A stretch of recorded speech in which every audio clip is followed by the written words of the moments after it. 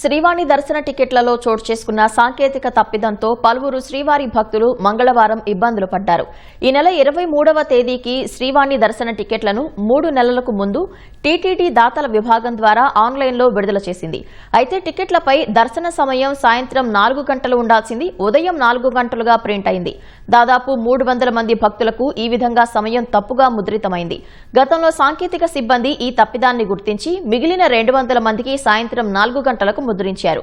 శ్రీవాణి టికెట్లపై ఉదయం 4 గంటలు వచ్చిన భక్తులు మంగళవారం తెల్లవారుజామున 3 గంటలకే తిరుమలలోని వైకుంఠం క్యూ కాంప్లెక్స్ 1 వద్దకు చేరుకోవడంతో కొంతసేపు గందరగోళం నెలకొంది. దీంతో స్పందించిన ఉన్నతాధికారులు వారికి రెఫరల్ ప్రోటోకాల్ వీఐపీ బ్రేక్ దర్శన సమయంలో శ్రీవారి మూలమూర్తి దర్శనం చేయించారు. దాతల విభాగం శ్రీవాణి టికెట్లు జారీ సమయంలో సిబ్బంది సాంకేతికంగా చేసిన పొరపాటుతో సమయం మార్పు వచ్చిందని, అనంతరం సమస్యను సరిదిద్దామని IT deputy GM Venkateswarlu Naidu తెలిపారు.